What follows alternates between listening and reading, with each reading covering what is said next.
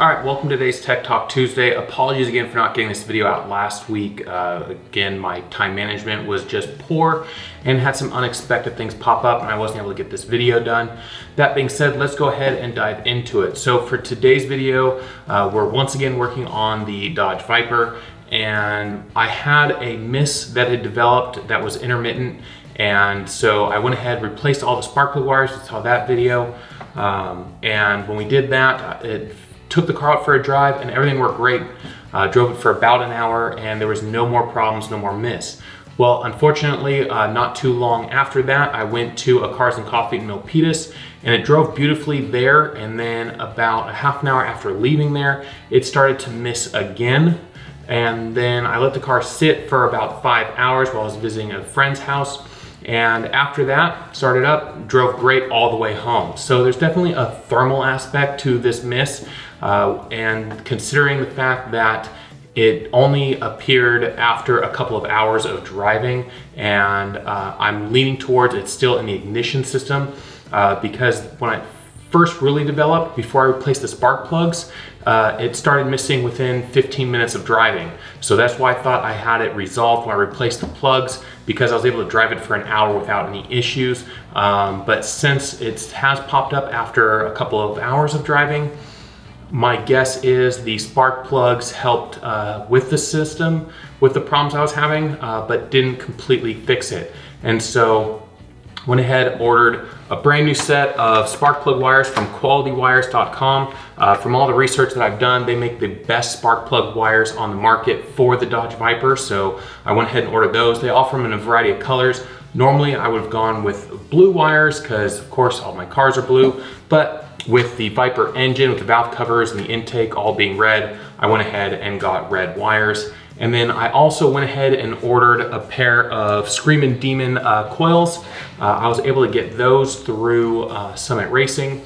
What's interesting about the second gen Dodge Vipers is and the first gens, maybe even the third, but instead of having a single coil that's for all 10 cylinders, they went through their parts bin and got one from one of their 6-cylinder models and one of their 4-cylinder models and called it a day. So we have 2 coils, that's why there are different numbers of plugs per coil, and so we're gonna go ahead and swap all these out.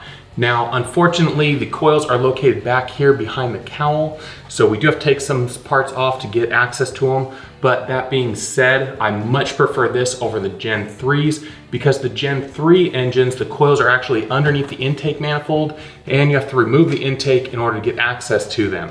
So I'm really glad that I don't have that system to deal with. It would be nice if it was like on a Gen 4 or a Gen 5 with the coil on plugs and have them right there, easy accessible, but we don't, it's an older car. So we're gonna go ahead and dive into replacing these parts, and hopefully this solves my intermittent miss problem that I've got. If not, well, we'll continue the diagnostics, but considering the coils are probably the originals on this car and 25 years old, and the wires, even though they are MSD wires, were probably upgraded at least 20 years ago, they're probably due to be replaced as well. I will include links in the description below for both of these parts if you're interested in ordering them. If you go online, we'll get in there when we get the old coil off, but on the 6-cylinder coil, I believe, the Summit Racing says that these do not fit the 96s. And the reason for that is there's this extra tab on the plug that we might have to grind down. So we'll address that as we get to it. But for now, let's go ahead and start getting access to those coils by removing the wiper arms and this cowl. The wiper arms are super easy. They've got these caps that you just go ahead and lift up, which sometimes they don't want to cooperate. There we go. And the wiper arms are held on with a 13mm nut. So just go ahead and we'll get those off. And then the cowl itself is held on with 4 Phillips screws, 2 here in the center, and then 1 in each corner behind the door. So you just pop the door open, pull those out, pull these 2 out, pull those 2 nuts off, and we'll be ready to go. So let's go ahead and dive into it. All right, so now that I've got the cowl out of the way and I can assess the situation here, this is not gonna be fun. I'm not gonna sugarcoat this at all. As you can tell from these pictures that I took, it's definitely very tight in here to get to this. And at this point, I'm not totally certain how I'm gonna get access to every single one of these bolts to get both of these coil packs out. So we're just gonna go ahead and dive into it. I did take my gloves off just because getting in there, there's so many things to get the gloves caught on, it's just not worth the hassle. So I'll just end up dealing with cleaning my greasy hands later, which I'm definitely used to from doing car work for decades. So yeah, it looks like the best thing is just to give it your best shot and get in there with your hands and see if you can snake them in there. It looks like the coil bolts are a 11mm socket. Looking online, I've seen people say that they're really easy to get to if you pull the transmission. Well, I'm not gonna put this car on the lift, pull the transmission out to get access to these coils, at least not yet. We'll see how it goes. I may change my mind as this project progresses, but as of right now, no, I'm just gonna go ahead and see if we can dive in here and get these out of here and squared away. So yeah, let's see what we can do.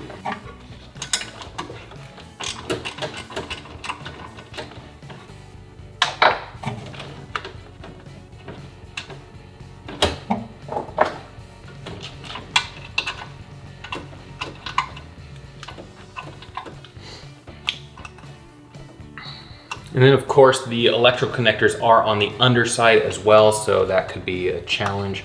We'll just see what we have here and do the best that we can. All right, 1 down, 7 to go.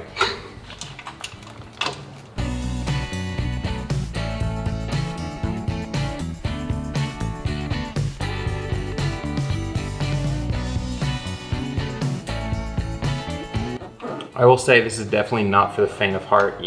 This is one of those things that years of experience wrenching on these cars and getting it in tight places definitely pays off. Of course, bigger folks with bigger arms is going to be even more of a challenge. I'm having a bit of a struggle myself here trying to get in here. We'll see how this goes. I've gotten loose, I believe, all of the bolts across the top of the coil packs, but of course, those are the easy ones.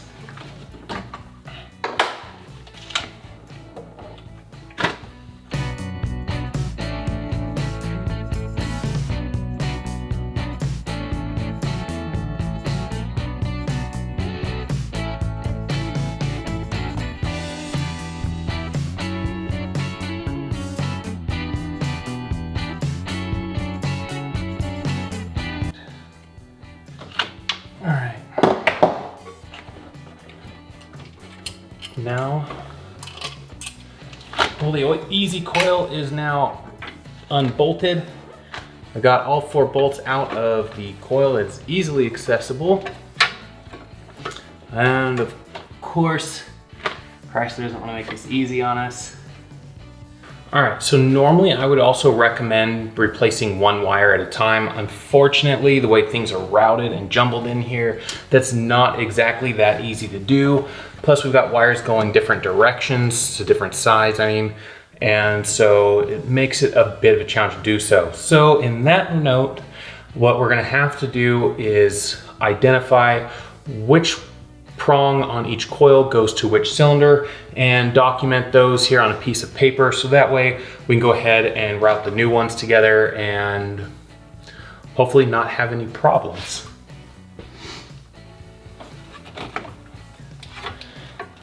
All right, so I got the 4-cylinder coil pack out, and unfortunately the internet has let me down.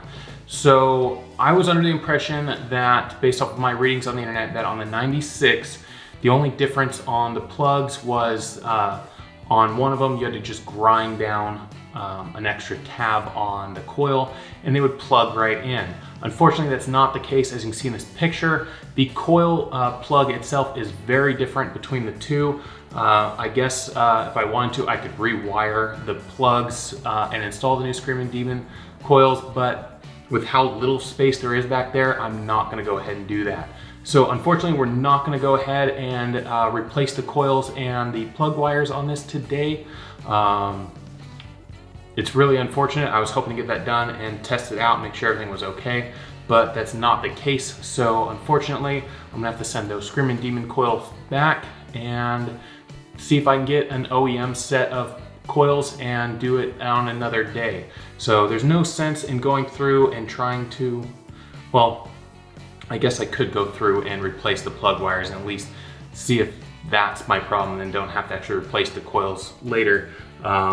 We might go ahead and do that since I've got the one coil out route. It looks like it might not be too painful to go ahead and pull all the wires out and replace them.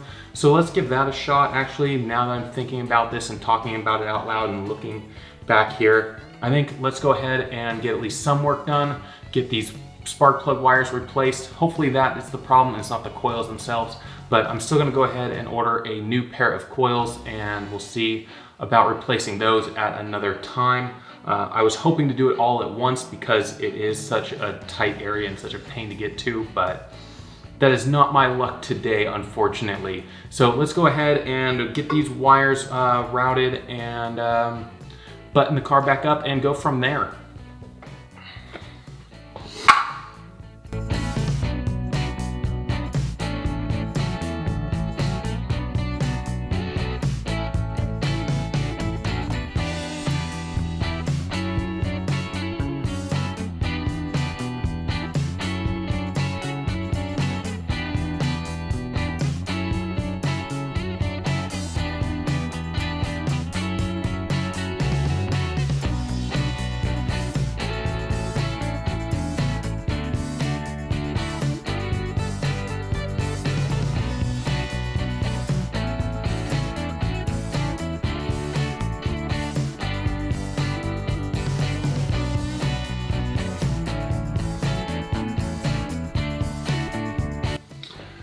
So it seems I'm not meant to get any work done at all today. The number 4 wire in my wire kit is about a foot short, maybe only 8 inches, but regardless, number 4 wire is way too short. So yeah, let the fun continue. So I'm gonna check and see how the lengths of all these other wires compare and go from there. And it looks like we will be leaving the MSD wires in the car for now. I will be reaching out to Quality Wires after I find out which of these wires are too short and see if they're about sending me some replacements. So as disappointing as that is today's video. I was hoping to get through all this and get the new coils, new wires installed on here, take it out for a drive and let you guys see all that. But unfortunately, that is not going to happen. So overall, and this is the process you have to go through in order to replace the coils and the wires. Unfortunately, we're just not actually gonna be able to finalize the replacement of all of these. I can say that after getting the 4-cylinder coil out, I do have access to that 4th bolt on the other coil pack, so it is doable. I was hoping to be able to pull the coils out with the wire still attached. You can't do that, at least not easily. So going through, you'll be able to get the 4 bolts off the one coil, get those 4 wires off, disconnect that connector, and the coil will come right out. And that'll give you access to the other coil, pull those wires, pull that coil out, and then put everything back in reverse order. So that's today's video once again.